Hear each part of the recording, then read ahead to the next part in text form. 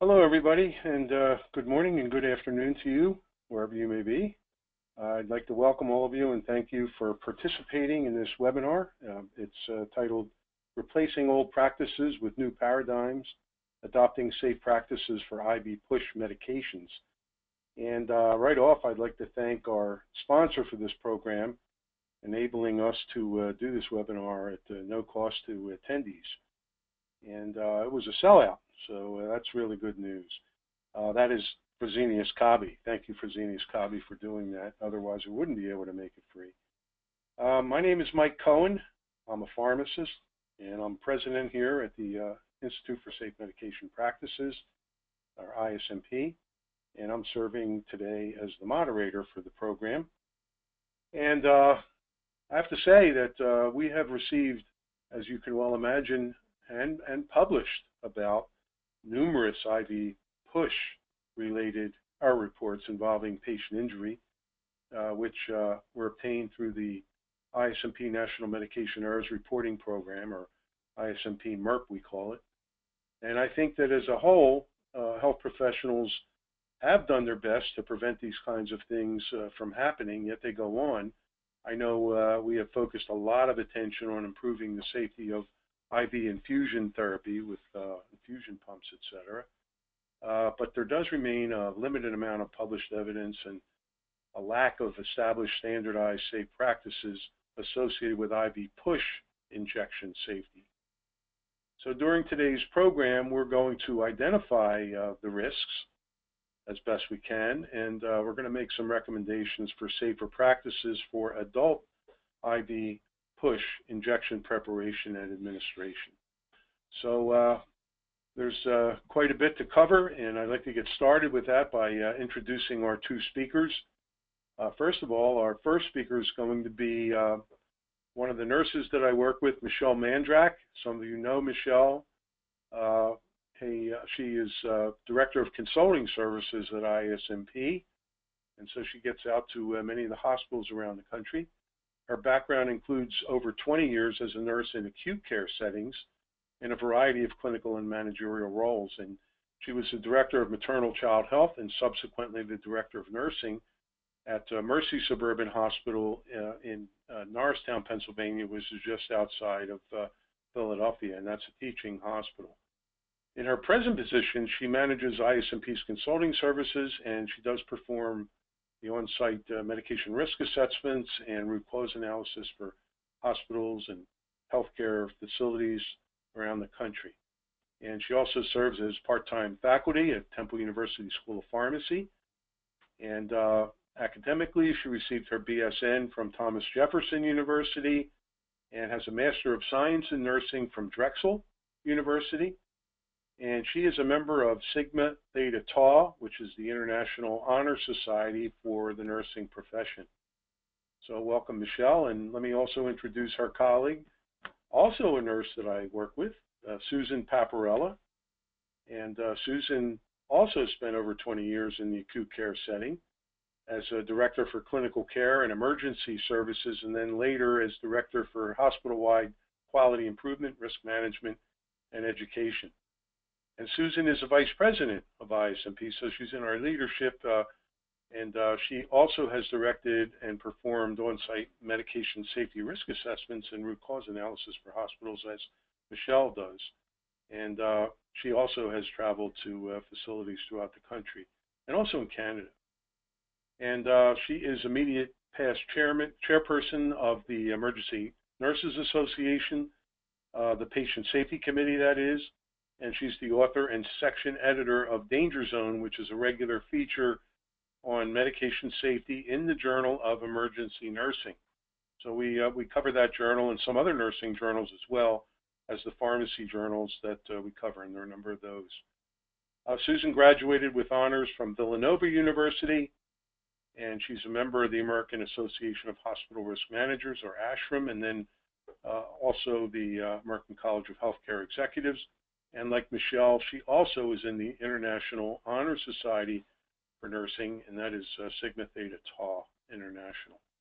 So each speaker is going to be taking about 30 to 35 minutes. And after the last speaker, we'll have the remaining time for questions as usual from the audience. And we hope that you'll list them. If you do have a question for a specific speaker, please do jot down the name of the speaker so that you can direct it to that individual in particular. Otherwise, I'll choose who I think should answer it. If you are logged on in your computer, please do submit your questions on the portal. And that's under the questions pod. You can probably see that. And if you are logged in using the mobile app, you can ask a question by clicking the question mark located at the top of the screen. Feel free to submit questions throughout the presentation. You don't have to wait till the end.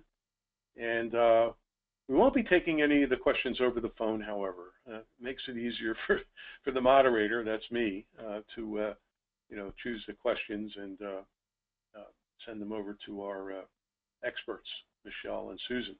So if you'd like a copy of the speaker presentation, that's something else you can get, and you can access it under the handout tab on the GoToWebinar portal. So that's it by way of background, and let's begin. So Michelle? Thank you, Mike. It's great to be here with everyone on today's webinar. And as we launch into our program today, Susan and I really want to begin first by saying how much we appreciate this opportunity to share with you ISMP's safe practice guidelines related to IV push medications. And we think that this is particularly important work, and not just because we're nurses. ISMP has identified a number of common unsafe practices and at-risk behaviors.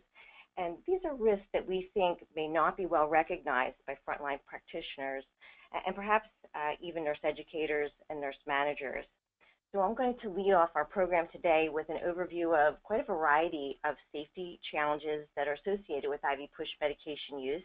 And then Susan's going to specifically highlight the safe practice guidelines.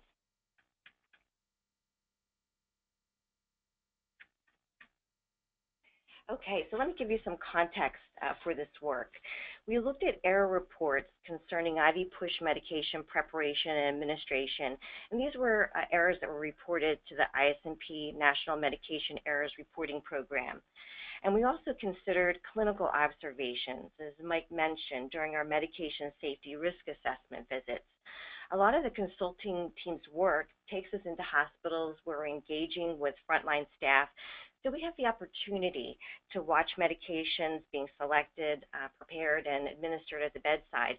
So we see the practices out there, and we have the opportunity to chat with the staff and learn about the choices that they're making and perhaps some of the barriers in their work. So this is really informative to us ongoingly.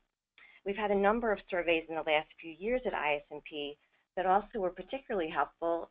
This really helped us figure out particular practices that do pose risk for IV push medications. And through my part of the presentation today, I'll integrate them into some of the talking points.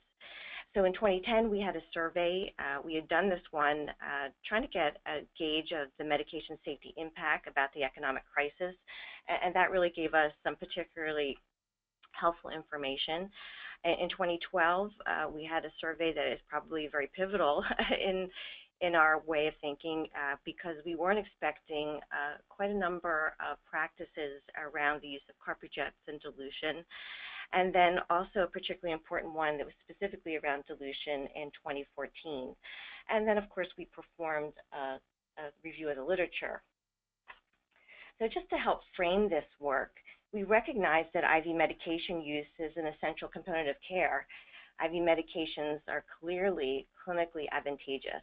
They've got immediate therapeutic effect and the ability to support plasma drug levels that reach an early target effect. But at the same time, just that flip side, harm can easily result from IV drug administration. And this can be due to the immediate bioavailability of IV administered medications and narrow therapeutic dose ranges for many of these IV medications and the difficulties, in perhaps reversing systemic effects once administered. So because of their propensity for harm, certain of these IV medications have been designated as high alert by ISMP, meaning that they're not necessarily involved in more errors, but when they are, they're much more likely to cause harm. So let's start with a review of the literature. That's where we began. And we recognized that although the literature contained many reports about the types and causes of IV medication errors, there were really very few studies that offered a detailed analysis about IV medication administration errors in terms of their incidence, severity, and what are those proximate causes. So I'll begin with the survey conducted by the American Nurses Association. Their purpose was to understand nursing practices related to injectable medication use. And they actually found that 99% of the respondents, and this was over 1,000 RNs, they believed that the risk to patients in those processes were serious, and that almost half of the errors that were likely to happen would be during preparation and administration of IV medications. Studies that have specifically focused on injectable medication errors do confirm their high rate of occurrence, particularly compared to non-injectable medications. So despite being effective as a means for delivering medications, injection-based drug administration often poses risk. This is often because of the multiple steps that are required for calculating, preparing, measuring these medications. So for example, a systematic review and meta-analysis of 9 published studies, this is McDowell's work, they found an overall 73% probability of making at least one clinical error with IV medications. So it's a pretty compelling right there. And then in Westbrook's work related to errors in the administration of IV medications, their results indicated that at least a quarter of the errors were likely to result in permanent harm. So really it would stop you in your tracks thinking about those kind of statistics. In Taxis and Barber's 2003 study, this was on 10 wards in 2 United Kingdom hospitals, they found that IV administration errors occurred in about 42% of doses observed. So I bet in our reporting systems we're not seeing this kind of reporting around IV medication administration. In a follow-up study by the same team, and it was actually that same year, they also found that errors during IV bolus administration occurred frequently. You can see 73% of the time. And the most common of which were these bolus doses being injected faster than recommended, nearly 100% of the time. And so this meant being administered faster than the recommended speed of about 3 to 5 minutes. In 116 cases, that was almost 70%, these doses were given in less than half of the recommended time. So pretty compelling. So with the limited published literature, what we have found is that administering IV push medications too quickly is the most common type of IV medication error. And these studies have indicated that anywhere from about 43% to 69% of these IV push doses were administered too quickly were actually clinically significant. There was a wide variability in the rate of administration in these studies, and it definitely complements, again, the observations that we see when we're out in our work with hospitals. So giving IV push medications too fast could also cause discomfort, phlebitis, and other complications. So for example, on the next slide, ISMP was made aware of an error that resulted in a patient's death. And this was a situation in which a patient was presenting to the ED in hypertensive crisis. There was an order for 20 milligrams labetalol IV bolus. And the patient was in the process of being transported, whisking off to radiology. And the nurse retrieved the drug very quickly, and then on the way actually administered it probably in a matter of seconds. The patient immediately arrested and was unable to be resuscitated. So later, as the staff were looking into several other cases, they found that rapid IV push of labetalol may have contributed to other patient harm in their organization. So another potential source of risk around IV push doses that may have played a role in this error is the intended meaning of the term bolus. And used correctly, it refers to a small amount of IV medication that's administered over a short time to elicit a response or to provide a loading dose. However, among practitioners, it can be misunderstood to mean very quick IV push versus administration over a short interval. So perhaps this kind of error is more common than we recognize. So this next slide provides an example of a reported error related to dead volume. And what we mean by that is the volume of the IV medication dose remaining in the IV tubing. So the PACU nurse was preparing to administer a dose of hydromorphone and found that the patient's IV tubing had been clamped. The nurse flushed the tubing, administered the IV push dose of hydromorphone, and then unexpectedly, the patient quickly went into respiratory arrest. Now, the anesthesia team is responding, and then as the situation proceeded, they came to believe that there likely was several milligrams of rocuronium in the IV tubing. So anesthesia had administered a dose of rocuronium intraoperatively, but there still was some medication left in the tubing when the patient arrived in PACU, and this was inadvertently pushed in with the hydromorphone dose. So when you look at IV tubing and the volume that it may contain, typical IV tubing would be about 10 milliliters, but anesthesia tubing is definitely longer with a volume of 20 ml. So you could see the potential for that kind of a scenario. So that's depending on the drug concentration, the pharmacological action, how long this IV tubing is, where on the tubing the IV push administration was given. We actually are in situations where we can have unintended doses and overdoses of medications are certainly possible. So dead volume can result both in unrecognized and really dangerous reservoirs of medications in tubing. So this leads us to unplanned changes in drug delivery at times. So with the administration of IV push doses in a running IV line, it's important to understand that all or some of the medication can actually remain in the tubing if the tubing's not flushed. And again, think about the volume of the tubing that's going to contribute and how large a volume we have of medication. So the dead volume in that previous case was that common volume that was being shared by the rocuronium and the running IV fluids, both of which ended up being administered quickly with that IV push dose of hydromorphone. So the rate of both an IV push medication and a continuous infusion can be affected when administering an IV push dose on a side IV tubing port. And think about it, if the IV fluids may be running at a rapid rate, this could deliver an IV push medication too quickly, even if the practitioner initially pushed the medication into the tubing at the correct rate.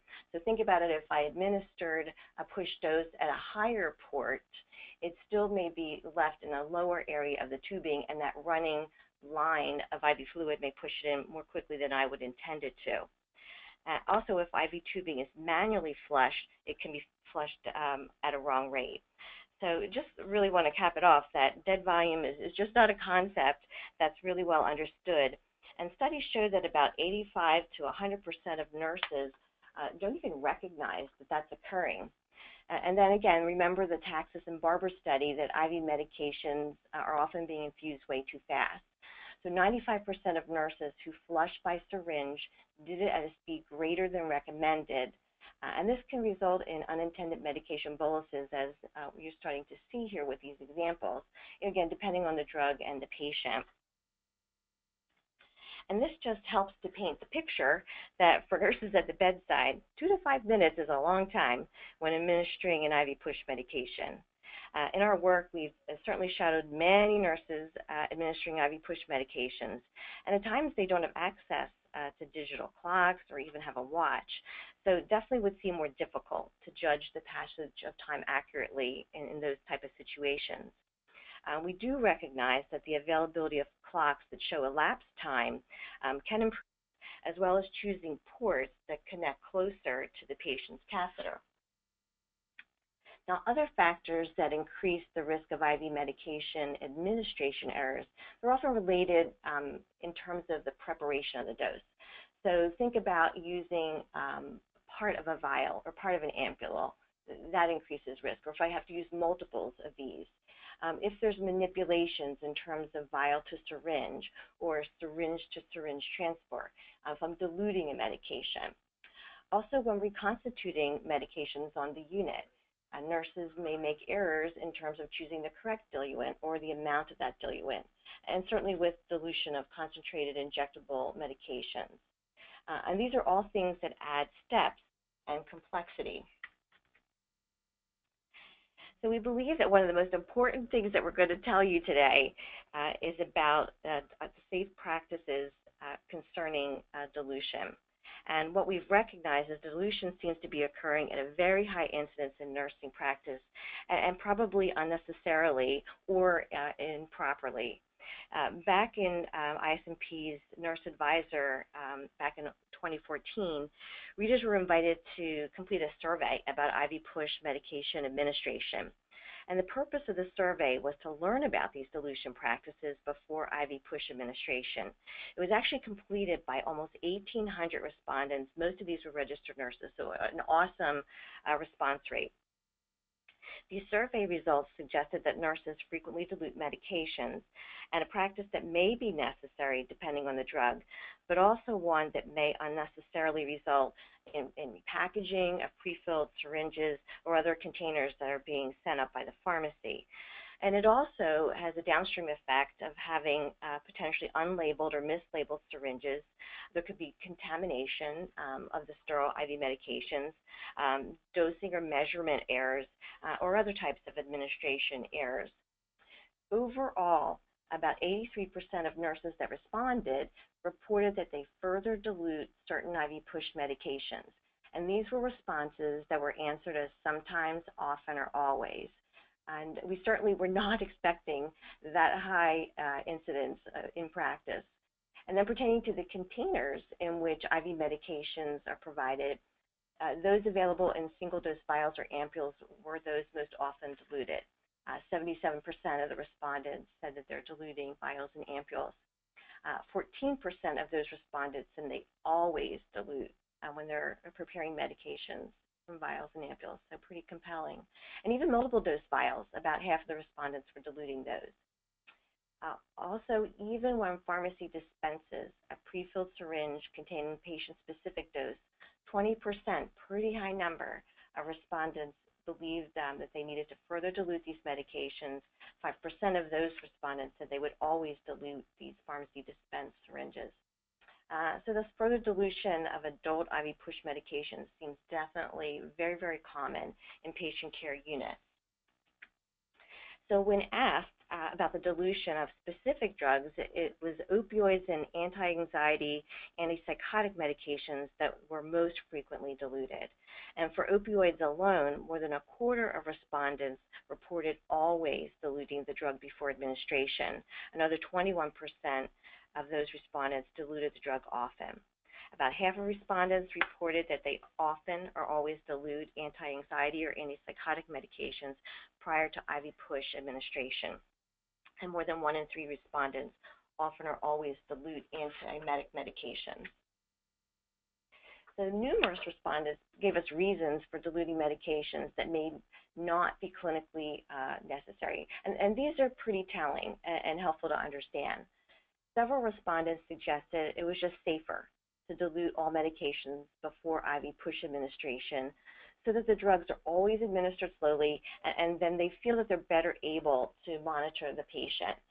And this perspective was often related to small doses. So if I would need perhaps to administer a half a milliliter over 3 to 5 minutes, that's probably going to be hard to do. So maybe easier if I dilute it back in a certain volume. Other respondents felt there's just a way to know how the patient's going to respond. It may cause discomfort. It's the best to dilute. A few nurses were telling us they diluted medications that manufacturers specifically warned not to, such as darbepoetin alpha. So definitely concerning and useful information. And several respondents also reported the practice of either hanging a piggyback of normal saline to administer concurrently with an IV push medication. And that may just circumvent the need to actually do a push dose. So multiple respondents, this was another item that we spent quite a bit of time on. They reported the often unnecessary practice of withdrawing a medication from a vial or a prefilled syringe, then further diluting the medication in a larger syringe size or a syringe with a wider diameter for patients with implanted ports or peripherally inserted central catheters, PICC lines. And that's because some vascular access devices do require a lower injection pressure during flushing. So that's to avoid catheter damage or rupture, if there's a clot further along in the catheter. So a 10 milliliter syringe or a smaller volume syringe with the same 10 milliliter diameter delivers the contents under lower pressure than a traditional 3 milliliter or smaller syringe. So many of the practitioners were mistakenly thinking that they needed to use a 10 milliliter syringe all the time if they were going to follow up with an IV push medication administration. They weren't recognizing, of course, that if they're going to withdraw a dose of medication, let's say from a pre-filled cartridge, just what are those steps and the risk involved in transferring it to a larger diameter syringe. Likely there's going to be the transfer with dilution. There may not be labeling. There could be accidental contamination. There may be missing part of the dose. So lots of risks in these type of practices. And for those who dilute medications, the survey then asked those respondents whether they had a standard volume of diluent every time for specific medications. Like, sort of how did they go about this work? The response was nearly split, with just a little less than half, 49%, indicating that the volume of diluent was variable, even for a single drug. They were asked to describe how they figured out the volume of the diluent to use. And the response were highly variable. Most of the nurses had personal formulas. For example, some nurses reported that if they needed to give an IV push dose over 3 minutes, and let's say it was a milliliter in volume, they may dilute it to a total of 3 milliliters and then push a milliliter a minute. That seemed to be maybe a more common approach, is to have something easily divisible in terms of a volume to administer per minute. They may have a standard volume of diluent to use if the administration was a peripheral vein versus a central vascular device. It was interesting to us that none of the respondents described a dilution process to result in a specific concentration. For instance, adding 4 milliliters of diluent with 1 milliliter of drug to get a certain milligram per 5 ml concentration. And so, as suggested by the variability of these dilution methods, less than half of the respondents actually had organizational policies or guidelines for this work. 54% reported drawing the medication into commercially available sodium chloride flush solutions, syringes.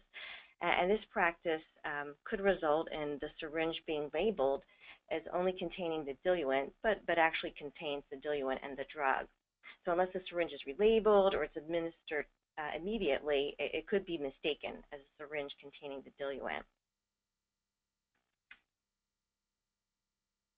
So on this slide, we really are seeing just a variety of the factors that influence the respondent's decision to dilute.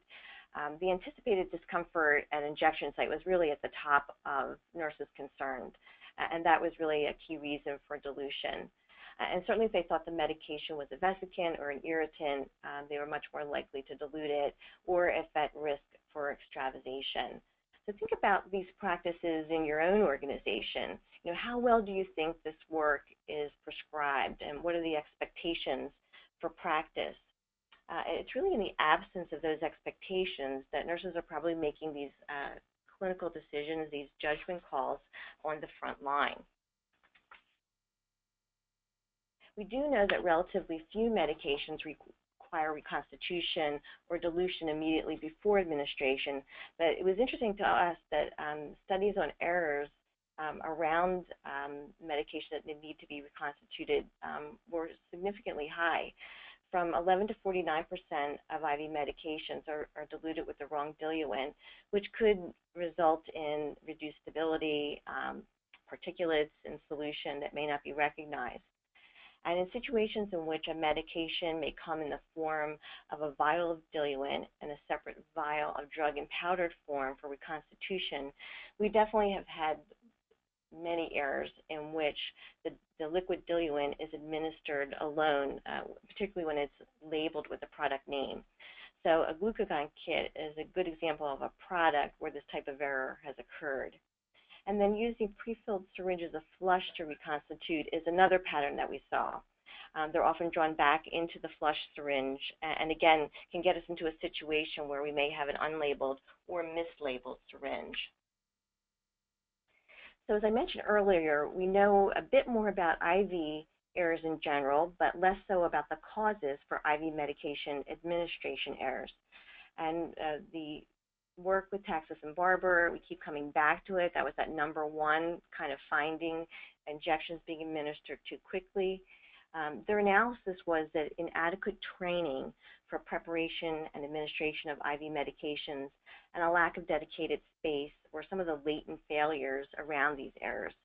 And as we look back, we recognize that professional training, think of the nursing students that may be in your organizations, in many of those experiences, student nurses are not permitted to administer IV push medications in that role. So they really are learning this work as new nurses in the workplace. In another study, a significant proportion of errors were either caused by knowledge and skill deficiencies, and these were actually learned workplace behaviors that persisted despite the fact there may have been clinical education or experience. So basically recognizing that staff adopted the practice of peers, and this actually may trump what they have learned to be the correct or scientific procedure to follow.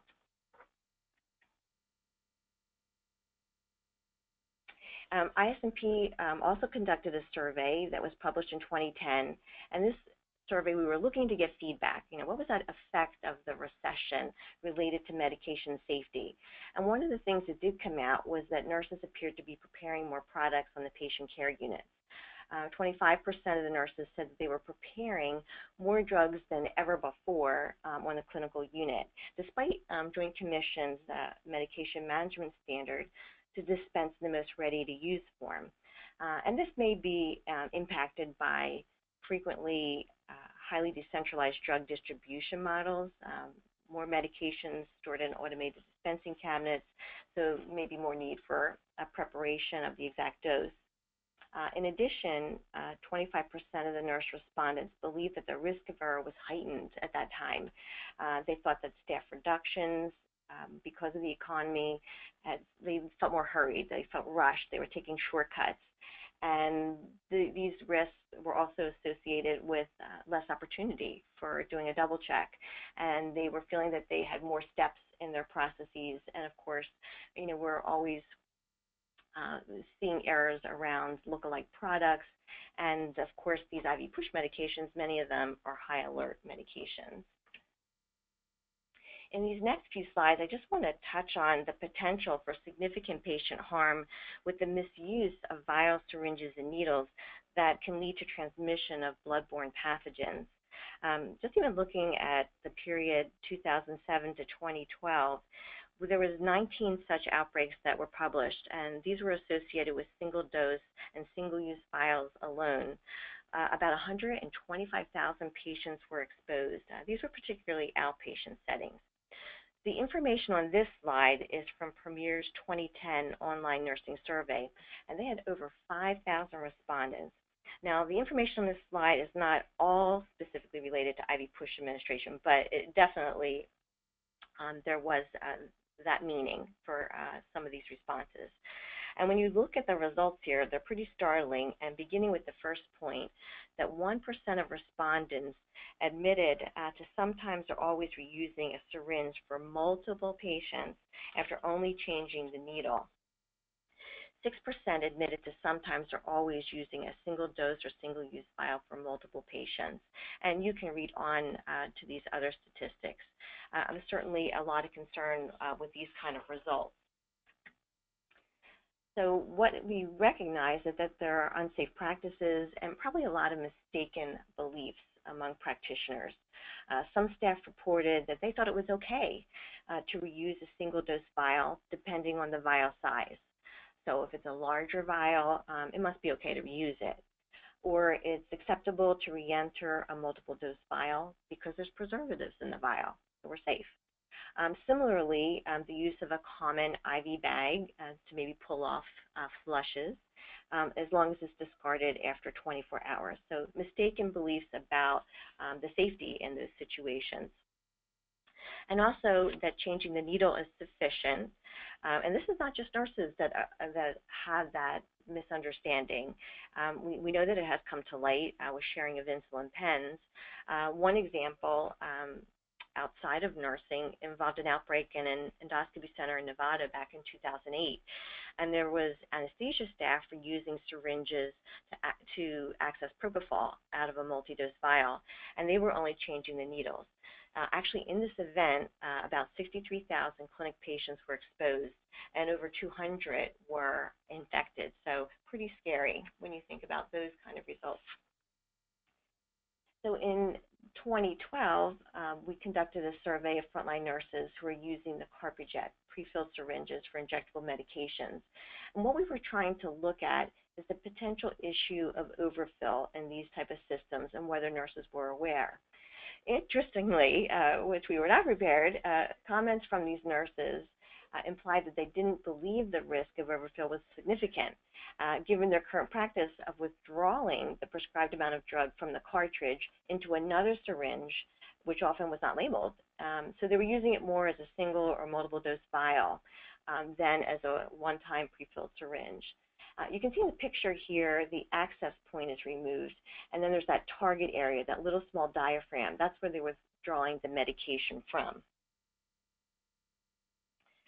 Interestingly, 12% of the nurses in this survey, they were concerned about the safety issues with CarpiJets. And actually what it turned out to be is the concerns revolved around their being used as vials. So they were looking at concerns about contamination, risk of unlabeled or mislabeled syringes. What happens then you don't have a barcode for scanning at the bedside if you've moved it into another syringe.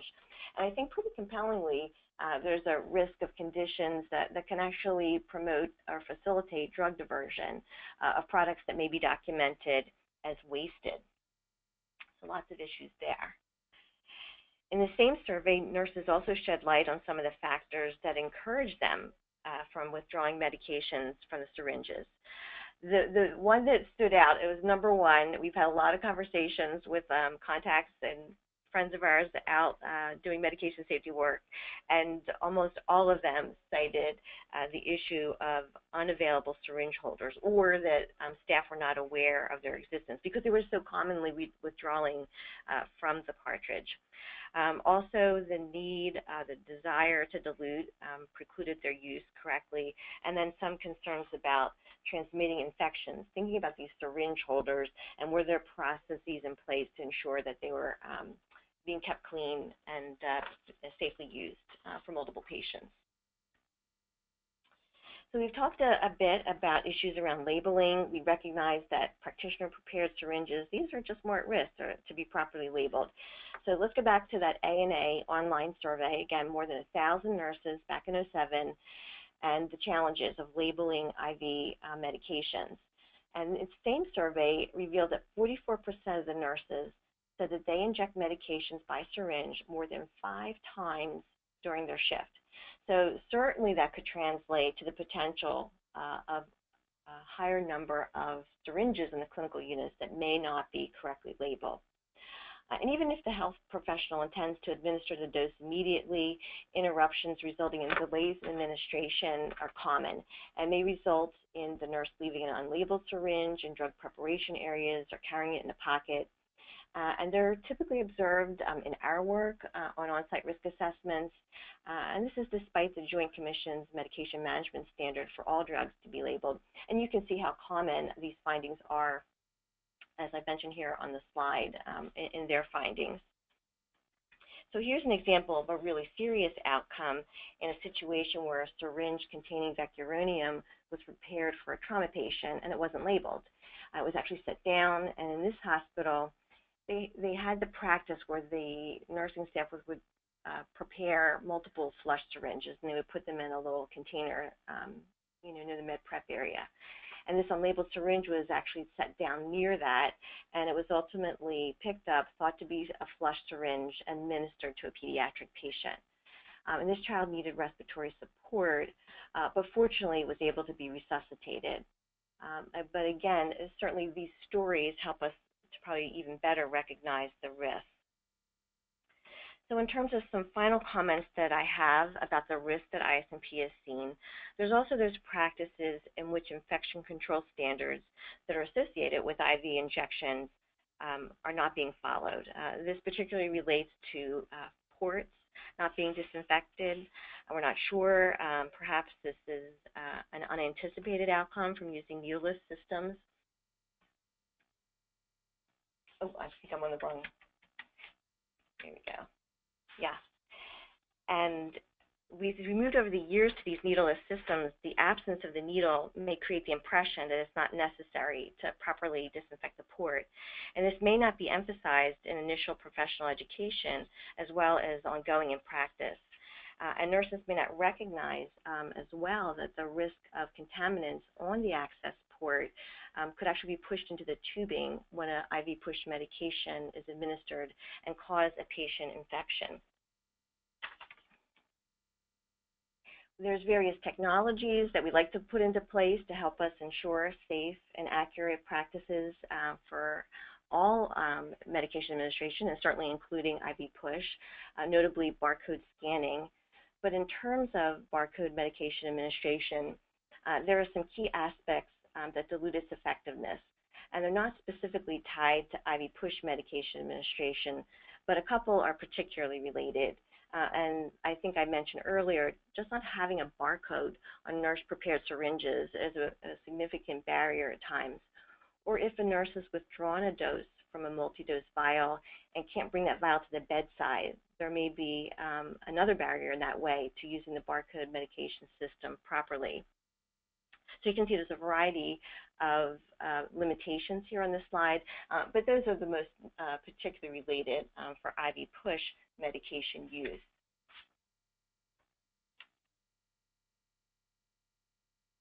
Okay, and then I think I pushed 2 there. And then we recognize with the degree of variability around reconstitution, dilution, and preparation, we need to give expectations to guide the safe monitoring of patients after they receive the dose, and this is often not the case. IV push drugs given by the wrong route, that's often related to maybe unlabeled syringes being mistaken for another medication, certainly issues of extravasation and overfill. And these were issues that we did not have a deep dive into with the guidelines. And then lastly, some final challenges that we recognized had to do with ambiguous and undefined terminology. For instance, terms such as IV push, IV bolus, IV over so many minutes, slow IV push. What may be a slow IV push to me could be different perhaps from a colleague of mine.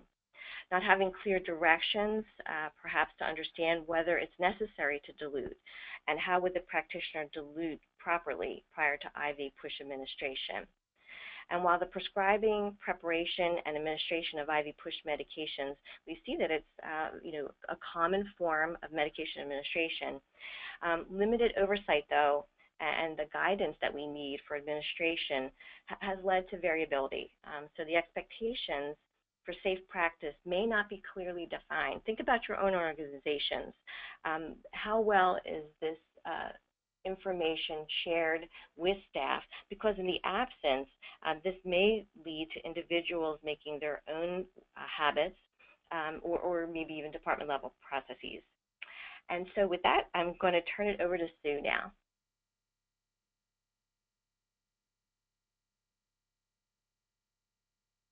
Thank you, Michelle, for that great overview of what we've learned so far about the risk associated with IV push medication use.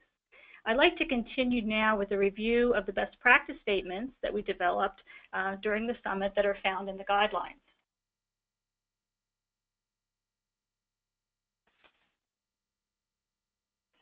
Oops, sorry about that. Went too far. Okay. So as with other ISMP guidelines, the development of the best practice statements began with a national summit that included a diverse group of frontline practitioners, nurses, pharmacists, anesthesiologists, and other practitioner types, educators, administrators, and individuals that represented a large number of professional organizations such as the Intravenous Nurses Society, the Emergency Nurses Association, the American Association of Critical Care Nurses, the American Society for Health System Pharmacists, etc., as well as regulatory bodies such as the Joint Commission, the FDA, the CDC, and our industry partners with an interest in IV medication use. Throughout this summit, we worked with a framework that helped us look at the risk and also the best practices that we found in the literature. Again, as Mike mentioned, through the analysis of our ISMP medication errors reporting program, as well as the surveys that Michelle talked about and our observations from the field of current practice. We developed a consensus methodology during the meeting, and once the document was finalized by the meeting participants, it was then posted for public comment.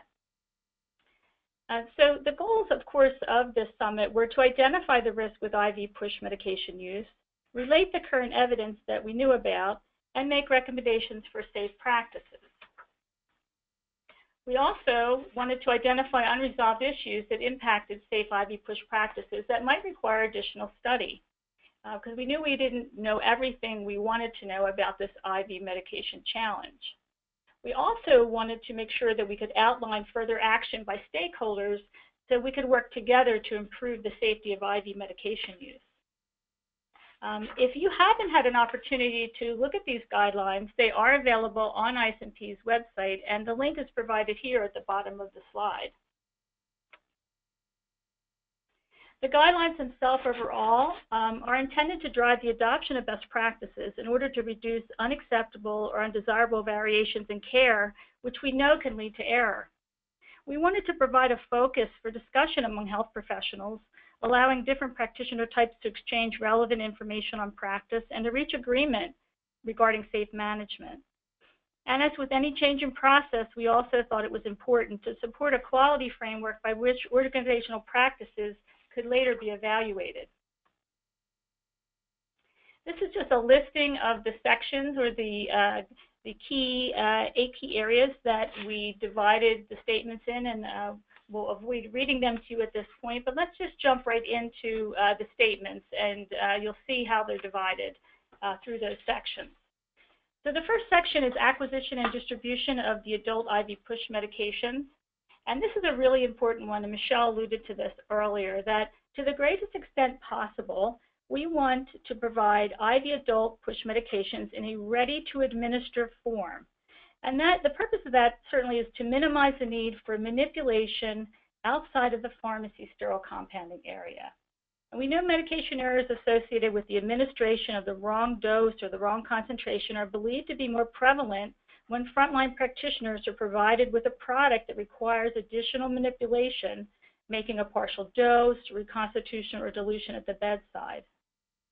So to avoid the unnecessary and error-prone complexity and the risk of contamination and personnel exposure that accompanies this manipulation, all stakeholders are asked to reevaluate their current products that are administered by IV push and standardize as much as possible to that ready-to-administer formulation and concentration.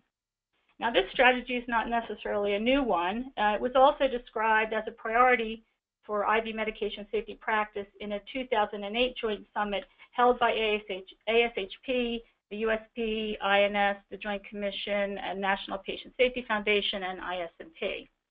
And the use of commercially available pre-filled syringes or pharmacy-prepared syringes compared to routine provider-prepared medications has also been endorsed as a safer practice by the Anesthesia Patient Safety Foundation. Now, we have heard some concerns. They've been expressed about the perceived barriers to achieving this strategy, including the unavailability of pharmacy 24/7 to prepare such syringes, or the cost and shortages of commercially available products, and certainly the lack of approved stability data that exists in some cases. However, it was consensus by the group, and strong consensus, that this safety strategy should continue to be a guiding principle for all parenteral medication acquisition, distribution, preparation, administration, and storage. In an associated recommendation, we also think it's necessary to use only commercially available or pharmacy-prepared pre-filled syringes of appropriate IV solution to flush and lock vascular devices. And this certainly is in support of the Safe Injection Practices Initiative by the CDC, and it's intended to reduce the potential for product, syringe, or needle contamination caused when there's that unnecessary manipulation of flushing solutions prior to use. We certainly know of outbreaks related to unsafe injection practices, and for some reason healthcare personnel are not aware of or do not understand or just don't adhere to what are considered basic principles of infection control and aseptic technique, leading to unnecessary vial contamination and public health outbreaks of infectious diseases such as hepatitis B and C. And as Michelle mentioned, that large study in the U.S. of providers in 2010, there were a number of practitioners reporting that engaged in a variety of unsafe injection practices. So we really hope that people will make that transition to these pre-filled flush syringes. So while we're on the topic of aseptic technique, which is our next category, these are pretty plain recommendations, as you will see. We would like people, obviously, to use aseptic technique when preparing and administering any IV push medications, flush and locking solutions, and other parenteral solutions when administered by direct IV injection. According to CDC guidelines, the use of aseptic technique when preparing and administering IV push medications and flush is necessary to avoid contamination of sterile injection equipment. And associated with that recommendation are the description of what we consider that those elements of aseptic technique that are important, including hand hygiene prior to and the preparation and after the administration of the medication or solution. Also, the disinfection of the medication access diaphragm on the vial or the neck of the ampule prior to accessing the medication or solution. Now, it's important to note that practitioners may not actually be aware that that pop-off vial cap from the manufacturer is just considered a dust cover and are not really intended to maintain the sterility of the vial diaphragm or access point. Thus, the diaphragm must always be disinfected after the removal of the cap on a new vial. And according to APIC, or the Association of Professionals in Infection Control and Epidemiology, their standards suggest that practitioners should disinfect the vials by cleaning the access diaphragm using friction and a sterile 70% isopropyl alcohol, ethyl alcohol, Ida 4, or other approved antiseptic swab. So it's important that organizational standards for infection control of each facility identify what disinfectant to use. And don't forget, it's important to wait at least 10 seconds to allow the diaphragm to dry before inserting any device into the vial or accessing the medication. Other associated aseptic techniques included in these guidelines include the disinfection of the IV access port or needleless connector or other vascular access device prior to the administration of the medication, and certainly the use of personal protective equipment if contact and exposure to blood and body fluids are possible when administering the medication or solution. We know that at-risk behaviors that breach these aseptic techniques should require coaching and education as well as continued monitoring by organizational leadership. The next section is entitled Clinician Preparation. We have several recommendations within this section. The first one being to withdraw IV push medications from glass ampules using a filter needle or straw unless specific drugs preclude their use. And that particular recommendation, it was a bit controversial, even within the literature, but after discussion, the practice was supported by consensus of the summit participants after careful consideration of its impact on safety and its ability to be implemented in most healthcare organizations. The second recommendation on this slide is to only dilute IV push medications when recommended by the manufacturer, supported by evidence in peer-reviewed biomedical literature, or in accordance with your approved institutional guidelines. We know that sometimes that this information is not readily available or may be variable in different resources. So we certainly would encourage organizations to look at what literature is being used by your staff and evaluate to see if you need to develop institutional guidelines to further standardize best practices. The next one under clinician preparation has to do with when dilution or reconstitution is occurring. If it has to occur outside of the pharmacy sterile compounding area, which would be the ideal, but if it does occur, we want these tasks to be performed immediately prior to the administration and in a clean, uncluttered, and functionally separate area using organizationally approved, ready available drug information resources and sterile equipment and supplies. Special procedures, including the use of a dedicated workspace, are considered essential to maintain that asepsis that we talked about when medications are being prepared for immediate use in a less than ISO Class 5 environment. APIC suggests to us that in addition to a clean and dry workspace, parenteral medication preparation must be performed away from obvious contamination sources, such as water and sinks. And it's important to point out advanced preparation of immediate use syringes or IV infusions, either the night before or hours before, outside of this ISO Class 5 environment, is considered a controversial issue, and this practice is not supported by APIC, USP, the Infusion Nurses Society, or ISMP. And so what we're talking about here is something we've seen very commonly on some of our visits to hospitals and health systems around the country, where that preparation is occurring for IV push medications. And some of this may look familiar to you. It may be on top of medication cards. It may be on top of what you're using for your computer on wheels or your workstation on wheels. And also we've seen medication preparation occurring on top of automated dispensing systems. So, you know, we have to ask ourselves, how clean are these locations? How uncluttered? Should IV medication preparation be performed right on top of a keyboard?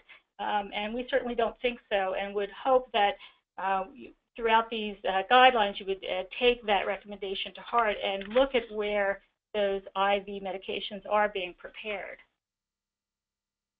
Next, under preparation, we want to make sure that the organization provides instructions and access to the proper diluent when reconstitution or dilution is necessary outside of the pharmacy.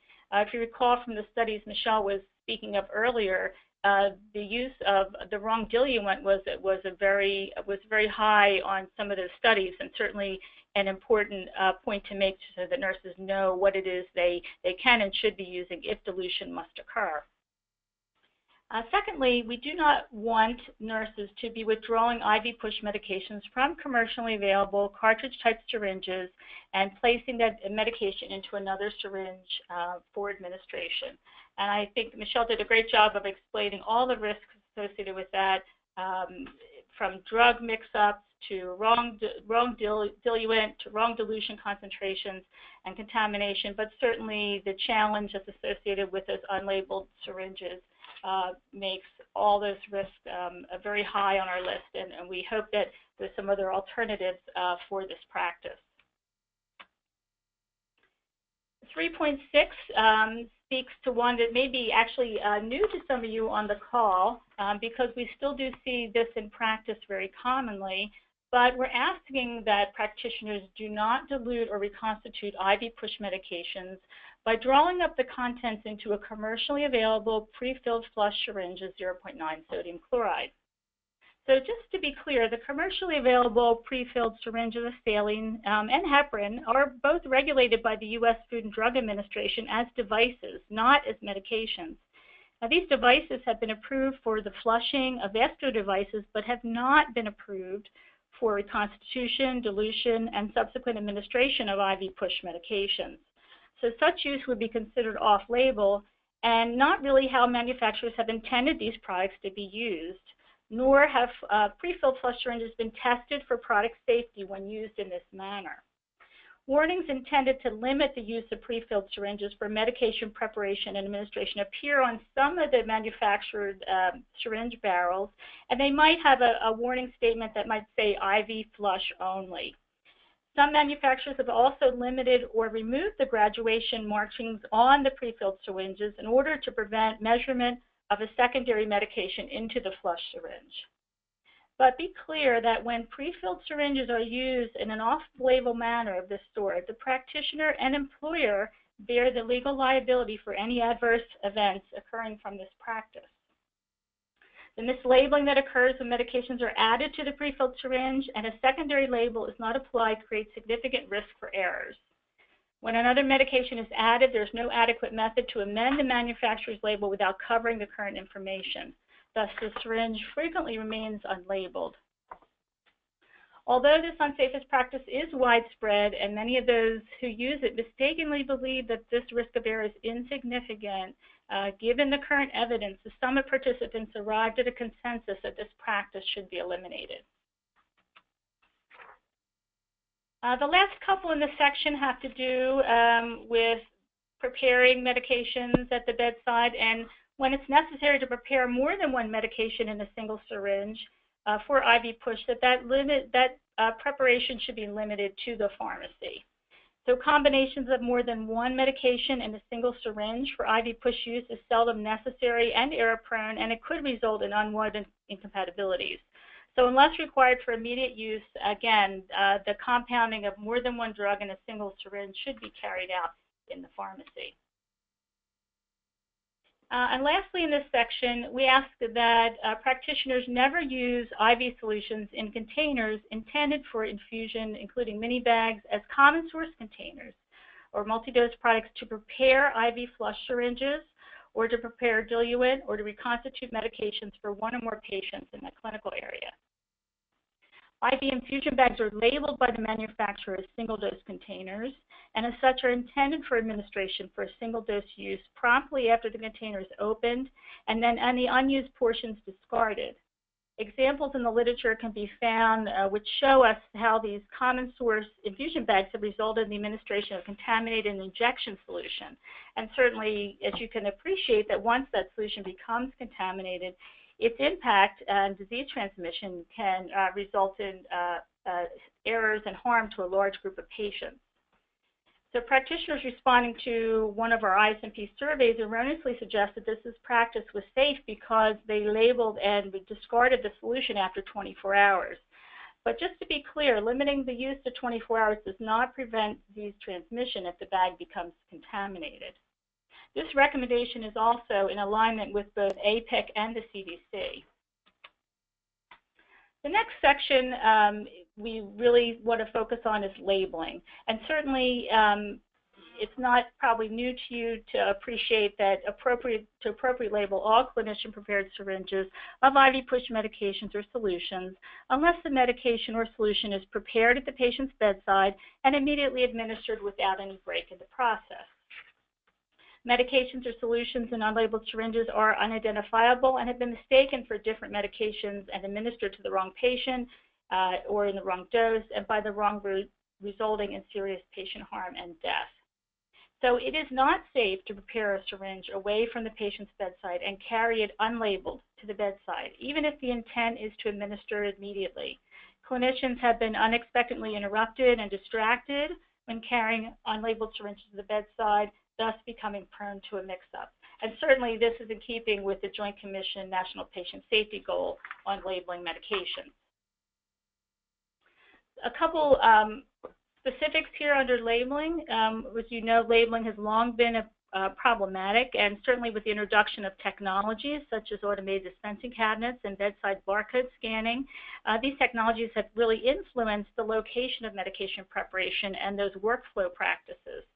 So with this in mind, the consensus of the group was that you wanted to complete the entire sequence of preparing, scanning, and administering a drug for IV push injection practice prior to the preparation of a second medication, and you want to limit the possibility of error secondary to a syringe swap.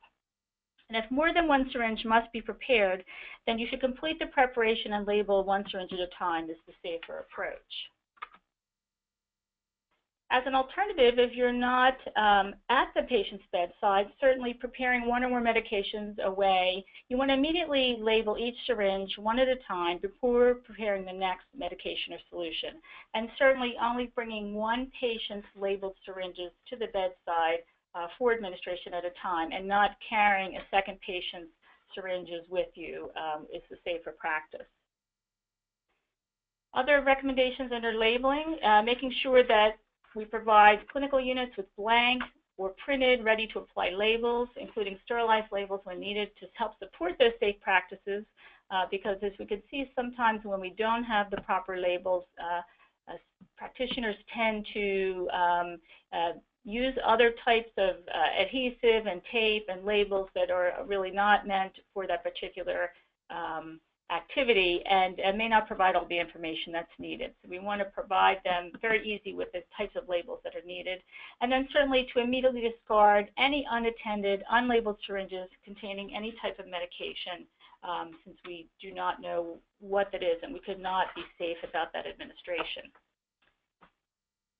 Lastly, in this section, we also encourage practitioners never to pre-label empty syringes in anticipation of use. Errors have occurred when pre-labeled syringes were mistakenly selected and the wrong medication or solution was drawn into the syringe. So once again, the recommendation to immediately label each syringe after it's being prepared and doing it one at a time. In the section under clinician administration, we want practitioners to perform an appropriate clinical and vascular assessment of the site and of the patient prior to and following the administration of IV push medications. So what does that clinical assessment look like? Well, certainly it's discussion of the evaluation of not only the prescribed therapy, is it right for the patient's age and condition and reason for treatment, but the drug name, the dose, the route, the rate of administration, and frequency. The practitioner should assess the patient for therapy indications and contraindications, but certainly have knowledge of the size and the type of the catheter that they're going to use to instill the medication, and confirm that the vascular site is functional by either aspirating for positive blood return or encountering no resistance when manually flushing the vascular access device. Certainly verifying that the patient is clinically suited for the ordered IV push medication is important. And then with any medication, the practitioner who's doing the administration, in this case IV push, may want to review the vial or syringe label and confirm the accuracy of the patient, the drug, the dose, the strength, and timing by comparing this drug label and the medication against the order or the MAR. Again, in turn, confirming the integrity of the container, making sure that it's intact, that there's no leaks.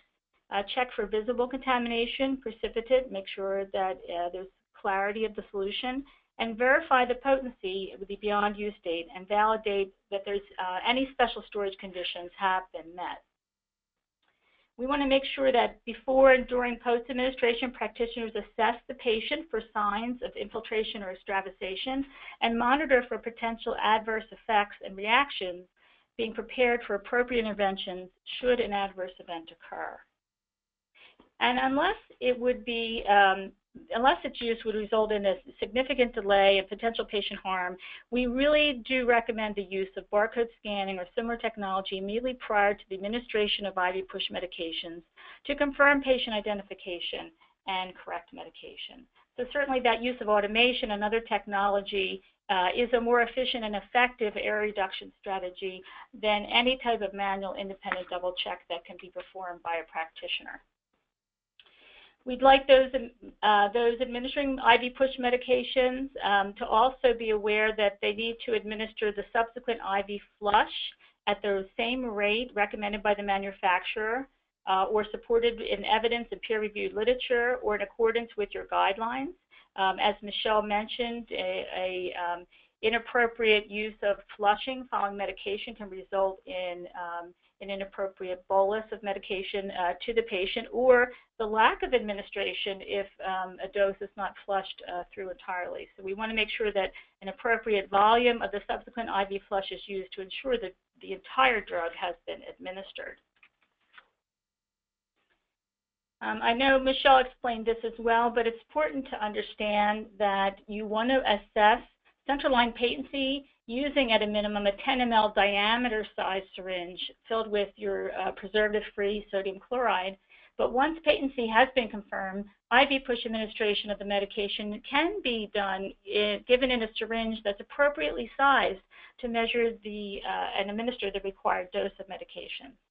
So we have noticed that many facilities have created policies stipulating that a 10 ml syringe should be used for all procedures involving a central line, but when in fact it had been determined that that's not necessary to introduce risk through a syringe-to-syringe transfer in order to administer medications, as long as you've used that 10 ml diameter size syringe to ensure patency of that line. So this has also been delineated also in the revision of the 2016 INS guidelines. It's important when administering IV push medications through existing lines that a needleless connector that is used that is most proximal to the patient, unless contraindicated, or if that proximal site isn't accessible during a sterile procedure, you may have to go to a line a little bit higher, but certainly the important part would be understanding what your dead space is and how you're going to be sure that the subsequent flushing procedures are going to make sure that that dose of medication is fully administered to the patient at the rate in which the medication is safe and is ordered. You also want to make sure that if that proximal port is unavailable, that you're using a more distal site, the staff to be aware and account for that dead space and ensure the entire dose has been administered. Drug information resources is the next section, and basically we're just saying here within these recommendations that standardized, facility-approved IV push medication resources are readily available at the point of care to guide safe practice with IV medication use. Certainly, we have come across a variety of resources that still tend to give us some ambiguous information. Terms such as IV as a route without stating whether it's continuous infusion, intermittent infusion, or IV push can lead to variation in interpretation and unreliable practice. For many reasons, many organizations have taken to standardizing the references that are being used and actually determining their own IV push guidelines for those common medications that are used to be assured that they have standardized practice in place. Again, resources should include any special considerations for the preparation of IV push medications that may include unique practice locations where some medications may be permitted to be given IV push so that effective patient monitoring can occur. Competency assessment for IV push medication and preparation should be standardized across the disciplines within healthcare organizations and validated through initial assessment and then an ongoing basis. As Michelle mentioned, while the basics of IV therapy are taught within accredited professional programs such as nursing programs and other professional schools, that curriculum is often variable and does not require or allow students to practice IV push medications as part of their clinical rotation or simulated learning. Nurses and other practitioners typically learn the IV push medication procedures or workflow on the job, either firsthand through a preceptor or possibly through a course to confirm venipuncture competency. So we really think that since there's not a nationally approved curriculum, that a wide range of practices, many of which are unsafe, are perpetuated this way, and we really think it deserves some closer attention. And a point we want to make sure that everyone understands, we're not just talking about nurses here. There's certainly a lot of practitioners in your settings that are doing IV push medications, including technicians, possibly in radiology, anesthesiologists, and other practitioner types. So that competency validation should apply for all practitioner types. The last section of our guidelines has to do with error reporting, and certainly you can appreciate what an important point this is, not only for IV push medications, but for all medications. And we want, obviously, that reporting of any adverse events, close calls, hazardous conditions associated with IV push, both internally in the healthcare organization as well as in confidence to external safety organizations, and to use that information for continuous quality improvement. We know that internal reporting was useful to create reliable systems and enhance the ability of staff to make safe behavioral choices, and that sharing errors and close calls with an external patient safety organization such as ISMP allows healthcare community as a whole to benefit from lessons learned. So what does the future look like? Well, we know there are certainly quite a number of risks still associated with IV medication use, and a number of unresolved safety issues from the summit that we did not have opportunity or time to gain consensus on. Many of these remain unanswered and are ripe for good research topics. So I'll mention a few of them to you now. First is our inability right now to standardize the terminology associated with the safe use of IV push medications, such as bolusing and slow IV push, and things of that nature, that type of terminology that you find regularly in standards and protocols and policies and IV references. So I think it's a topic worth further discussion. Secondly, another topic sort of came up, actually it was brought up by our anesthesia providers because of the type of work that they do and their workflow. We wanted to determine under what circumstances, if any, was it safe to draw up one or more dose or use a single syringe that contains more than one dose of IV push medication for a single patient. So are there circumstances in which I have a medication syringe that contains multiple doses, and can I reuse it for that single patient? And unfortunately, that was a topic that we did not have time to thoroughly discuss and investigate as part of the summit. Other future topics include things such as when can we start to use, or should we start to use smart pump syringe technology for IV push administration? Under what circumstances is that appropriate? Are there other bedside devices or technologies that are necessary to support IV push practices? And lastly, what is the best interprofessional education and competency evaluation for IV push medication administration? And who should it involve, and when should it occur? So certainly there are anticipated implementation challenges. We know that this is not, this is important work, but it's not going to be easy work. We would certainly recommend that organizations that are looking to understand these practices would do an assessment of what their current practices are like. Certainly surveys are great, but you know, it's been our experience that, you know, getting to the bedside and observing directly is really the ideal way to understand the practices and the variation of practices that are occurring in your setting. And understand too that you're going to be going about this not just changing behaviors, but also changing attitudes and beliefs. And oftentimes these risks that Michelle spent time describing at the beginning of this webinar are just not perceived as such. They're practices that have been innate and part of nursing for a very long period of time. And so it may be difficult convincing professional staff that some of the efficiencies that they've gained in the workarounds are not without the risk. And certainly changing the behaviors, taking those tangible actions are important. So, you know, selecting one or two of these recommendations and trying to make those positive changes, such as moving away from using those pre-filled flush syringes for drug dilution or administration, or providing more medications in ready-to-administer formulations so that nurses don't have to do the manipulation at the bedside. Establishing expectations for practice is certainly the basis for a lot of these changes. So what are the next steps? You may think that the challenges in improving safe IV medication use primarily belong to the pharmacist and the nurse, because we've spent a lot of time today speaking about these practitioner types.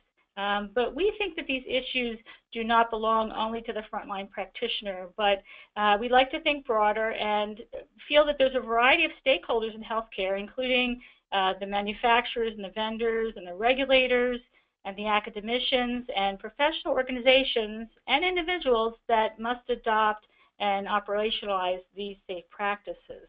So here are our thoughts of how we think we can all work together to improve care.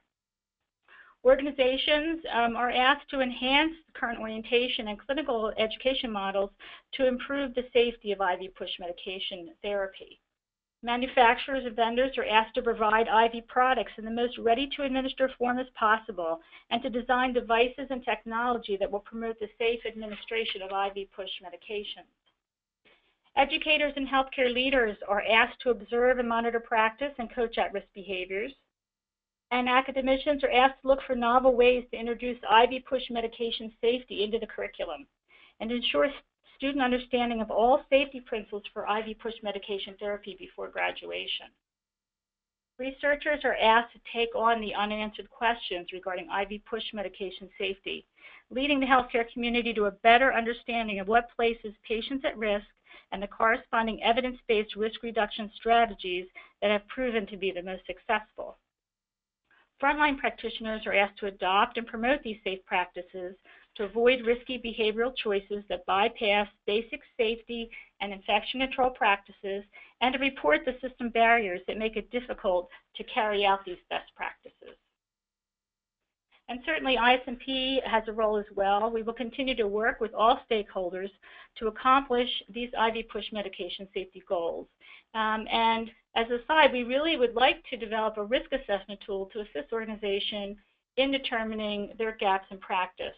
We think this is a tool that translates these best practices could be useful in determining those gaps and to promoting improvement over time. So with that, Michelle and I would like to thank you again for the opportunity to discuss this important topic and to share our learning with all of you. And with that, Mike, let's turn it over for any questions. Yes, thank you, nurses. Terrific job. Lots of things that I had not even remembered I'd forgotten about, but important for sure. So very much for that. And yeah, thanks to the listeners too for posting a lot of questions. We're not going to be able to get to all of them, but we'll try to put something together for the website for most of these. Some of them were just comments, but I do have a couple of questions. First of all, these guidelines are labeled for adult IV push. What recommendations do you have for safe administration in pediatric population? Pediatric. Oh, Mike? Yes. This is Michelle. Yeah. Yeah, so I'm wondering if I could just comment there that when we initially planned the summit, as you certainly know, that we were intending this to be for adult populations, and that was because we really were concerned that we would not have the time, and indeed we would not have had it, to delve into specific neonatal and pediatric IV push administration, particularly around the issues of syringe overfill and flushing practices. But now that these final guidelines have been determined, and looking at those, they're definitely relevant, for these populations. Anecdotally, we've had some contacts who are working these environments that said that they have really moved forward with their adoption because they don't delve into that level of specificity, but still really important in terms of safe practice recommendations that could be standardized. Thank you, Michelle. And Sue, there were a lot of unsafe practices that you covered, and Sue and Michelle actually, that you covered and had recommendations for, but how do you get started to influence the safety with IV push medication use? Yeah, it is a bit overwhelming when you look at the number of practices, and people often come away from these similar conversations sort of saying the same thing. So again, we would probably say you really just want to get an understanding of what your current practices are and recognize what those at-risk behaviors are, looking for unnecessary dilution and syringe-to-syringe transfer and unlabeled syringes, et cetera. And, start to document those and have conversations with your staff. You may not have really established what those expectations are for care, but that once they are established, they should be included in your orientation of staff. And don't forget your other partners in care, your technicians in radiology, your house staff, anesthesia, et cetera. But I think as you go about with your plan to improve and maybe adopt these best practices, you may clearly want to partner with your director of pharmacy, medication safety officers, your medication safety team, your quality and risk management. This is really an interdisciplinary effort, and it's going to take some changing not only behaviors but attitudes and a real interdisciplinary eyes on all practices across the organization. And I guess probably, lastly, when you make changes like that, obviously you want to monitor them and make sure that you're not having any unintended consequences and that you're able to allow people, to share their barriers and in return share the evidence. I mean, it's all about promoting these best practices and evidence-based practices. We want care to be better for everyone and avoiding unsafe use of IV push medication. So I think it's not hard to get everybody sort of on board that they want to do this work. It's working to make sure that you get traction around some of these more difficult changes that have to occur. Very good. Thank you for that response. Somebody asked, will the recording of this session be available to us for later viewing? And we do intend to make the recording available, yes. Jordan, who is the person that organized this on behalf of ISMP, will be sending an email out with the location for that. So you will get that. And as I said, we'll also try to get to some of these questions that we're not going to have enough time for in the next 5 minutes or so. So here's another one. Actually, somebody asked a question about, and it's really a little bit off the topic, because they asked about adding lidocaine to potassium chloride infusions as a way to prevent that burning sensation. And we're well aware that a lot of people are doing that. Of course, we're talking about IV push today, but we'll answer that anyway. We're well aware that people are doing that, and yeah, you're adding another drug. It just increases the chance. I mean, it's probably infinitesimally small, but adding another chance of adding the wrong drug or too much drug or who knows what, and then also masking the burning sensation. If you have too much KCl and it's a bag that was prepared incorrectly in pharmacy or something, it just might not be picked up. So we're well aware, and yes, people are doing that. And, there's a downside too. That's all we're saying. So do consider that. A lot of questions, nurses, about using the saline syringe, for diluting drugs. And there's one that asks about an educational piece. I don't recall having anything like that, but do we have anything that people could use, or do you foresee maybe we could do a poster on it that people could use if they're trying to eliminate that particular practice? We certainly want to see pre-filled syringes of saline, but we certainly don't want to see people diluting drugs in a syringe that's labeled saline, and then you never know. You could get interrupted and put it down on the counter. Who knows what's going to happen? And then somebody else picks it up, thinks it's a saline flush syringe, and gives whatever that drug is, and who knows what that might be. So there's a downside. But do we have any educational pieces planned on that? Yeah, I don't know that we have. In fact, I know we don't have any right now, but I think it's a great idea, and certainly I think we could work on that. Yeah, I think it's one of the probably harder guidelines to implement, and I'm thinking back to a recent interaction. Sue and I did a workshop for a number of nursing faculty, and they were sharing with us just how common that practice is, and certainly complementing our own observations. And in fact, it was common for faculty to share that with staff as a way to go about maybe some of this preparation. So it was a useful conversation. As I had mentioned at the beginning, we recognize with some of this work that not only may the risk be not recognized by the frontline practitioner, it's conceivable that it may not be widely understood even among nurse educators and clinical managers. So we do need to get the word out, and whoever our person was asking this question was, right on, because this is going to be one of the hardest ones, and probably really needs a multifaceted approach. A thought just popped into my mind while you were talking. It's probably worse than an unlabeled syringe. Because an unlabeled syringe, I think a lot of people would hesitate to give that. This one's marked sodium chloride 0.9% by a commercial manufacturer, and you may think that's what it is. I could see that because that's all you see on the label. So that really is doubly dangerous, I think. So anyway, another question: are there labels available commercially for nurses to use to label syringes that they prepare?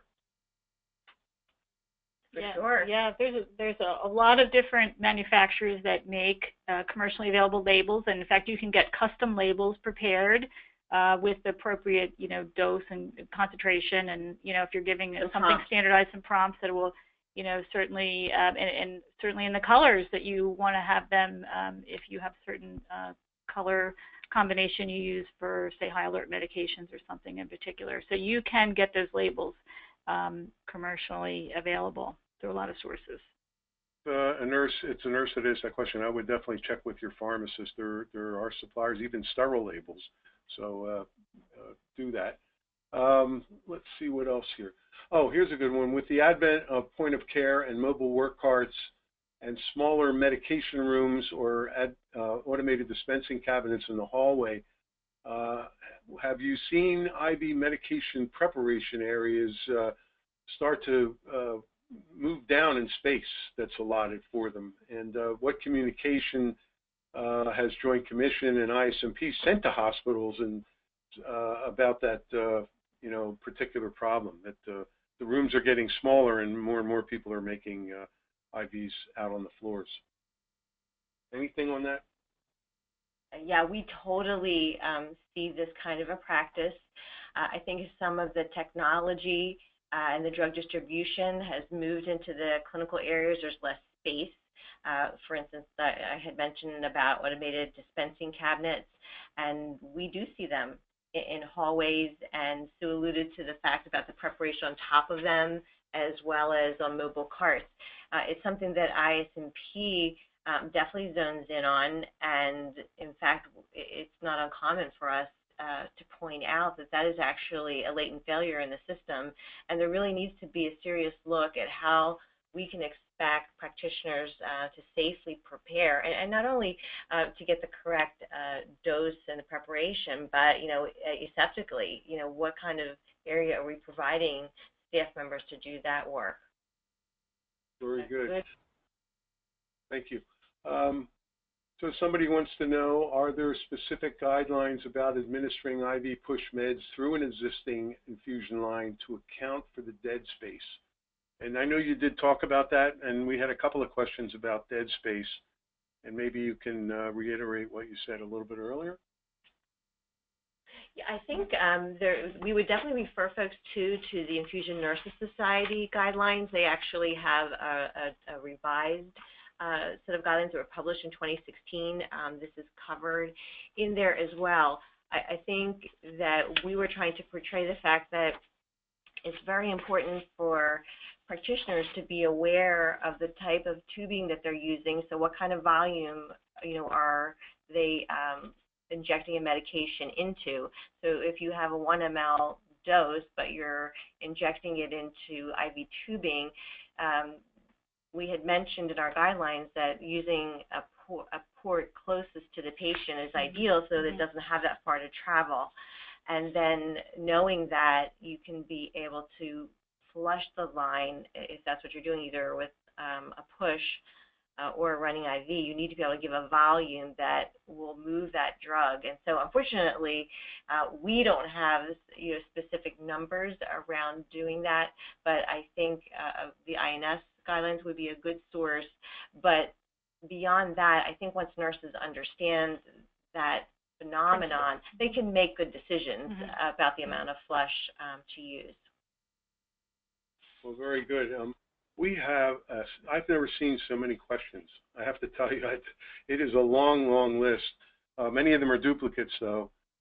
So I think we can get to most of these. Not all of them are questions, and some of them are just comments. And unfortunately, some of them I don't fully understand. But we'll do our best to get together and answer these and get them on the website, along with the recording, which I assume would have the slides as well, because we got a couple more questions about that, too. So with that, let me just thank everybody, because a lot of time has come to an end, and although we have further questions, we won't be able to get to them, unfortunately. So let me again take this opportunity to thank our speakers for their excellent presentations, and a big thank you to everybody for participating in today's webinar.